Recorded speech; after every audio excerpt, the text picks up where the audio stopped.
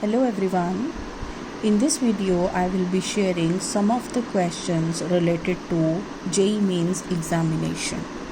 Now my first question is, it is written there are two satellites named S1 and S2 and the time period of revolution, that is the time taken to revolve around certain planet P in circular orbits, is 1 hour in case of satellite 1 and it is 8 hours in case of satellite 2.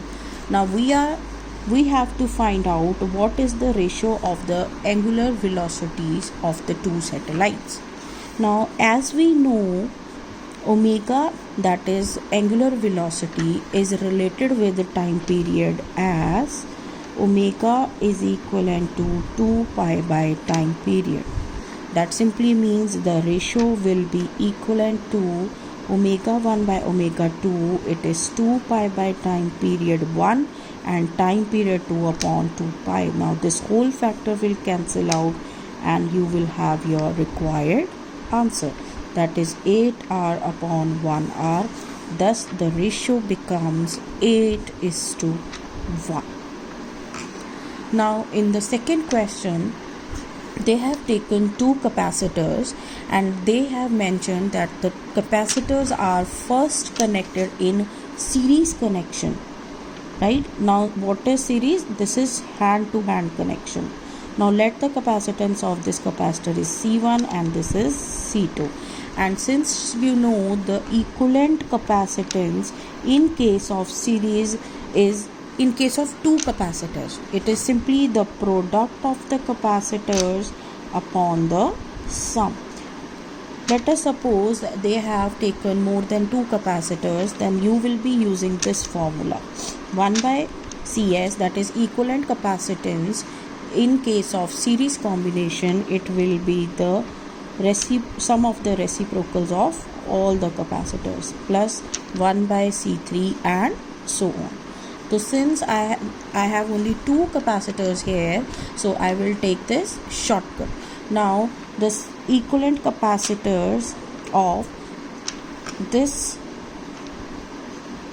combination will be twice of C square upon twice of C, as the two capacitors so connected have equal capacities. It is given in the question. So I will take it as C. This is also C. Now the answer comes out to be C by 2. Now similarly in case of a parallel combination, I will take it is the equivalent capacitance in case of parallel combination is simply the addition of all the capacitances. Right? So in this case it will become twice of C. Now they have to find out what is the ratio of CS to CP. It will be C by 2 upon 2C. So you will have your answer 1:4.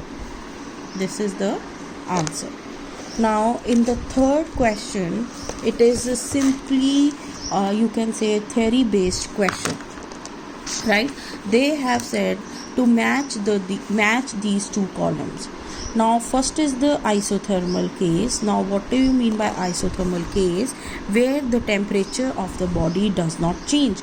That means in this case the temperature will remain same, or you can say the temperature is constant. So we will simply match first term with this second option. Now in case of isochoric means where the volume of the body does not change. That means this is the correct answer. Adiabatic, in case of adiabatic, it is always the about the heat. Right? That is the system and the surrounding do not exchange heat if it comes to adiabatic system. So it is heat content is constant. And the fourth one is isobaric, where the pressure is constant. So this will be matched with this option. So this was simply theory based question. Now in the next question, they have said that there are two bodies having equal masses. Now this mass is moving with velocity or speed, you can say 9 meter per second along the x-axis, in this whereas the second body is at rest. Now after collision, when they got collided, after collision what happens? Now both the bodies will be acting at a 30-degree angle with the original axis, and they are moving with velocities v1 and v2. Now you are supposed to find the ratio of v1 by v2. This is the question. Now in this case, since we know in every collision momentum remains the same, and since it is a two-dimensional collision, so in that case the body will have momentum conservation in both the axes, that is in the x-axis as well as in the y-axis. Now if I take motion along y-axis, now according to momentum conservation, the momentum before collision must be equivalent to the momentum of the bodies after collision. Now momentum means mass and velocity ka product.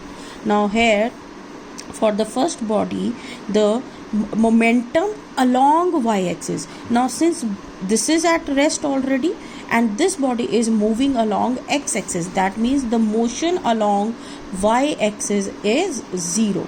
So what you will say, it is mass m into velocity is taken to be 0.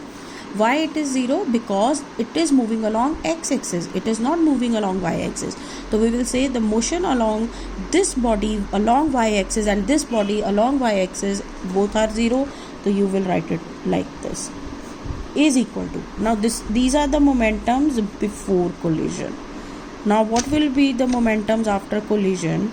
It will be now this mass into this value along y-axis, since we are considering only y-axis.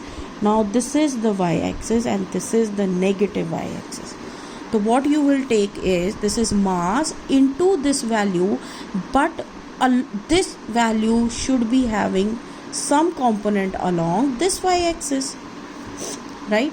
So what we will say, it is, if this is 30 degree, this would be v1 cos 30 degree and this would be v1 sin 30 degree. Now similar is the case with v2. Now v2, the component of v2 along x-axis would be v2 cos 30 degree and it would be v2 sin 30 degree along negative y-axis. That means we will simply write it as m times component of velocity v1, that is v1 sin 30 degree, plus m times v2 sin 30 degree. But since we know it is acting along negative y-axis, as momentum is a vector quantity, so we have to take negative. Now that means m v1 sin 30 is 1 by 2 minus m v2 again sin 30 is 1 by 2 should be equivalent to 0, and in that case m by 2 is common. That means v1 minus v2 is 0, or you can say v1 is equal to v2. Now we have to find its ratio, so you will simply find its ratio like this. So this is the required answer. Now in this question they have said that there is a wall, it is having a rough surface. I have shaded like this. This implies it is a rough surface, that means force of friction is there, right? And its coefficient of friction is given to you, that is mu is equal to 0.2. Now this F indicates force of friction, this is coefficient of friction. Now I have pressed a body M towards the wall, right? Now what will happen whenever I press this body? What will happen? To every action there is equal and opposite reaction. Now the moment I press this body along the surface of this wall, the wall will exert equal and opposite force on the mass. That means this N is representing the normal force which is opposing this applied force. That means F should be equivalent to F. Now what about this? Now since there is a friction between the object and the wall, that means due to the weight of the body it should be going down, but due to the friction of the body it is remain in its position. That means this force of friction is balancing this weight of the object. Now there is force of friction which is balancing weight of the object. Now we know the relation between the force of friction and normal to the body, and it is equivalent to force of friction is equivalent to mu times the normal. That means your answer comes out to be mg is equivalent to mu into F.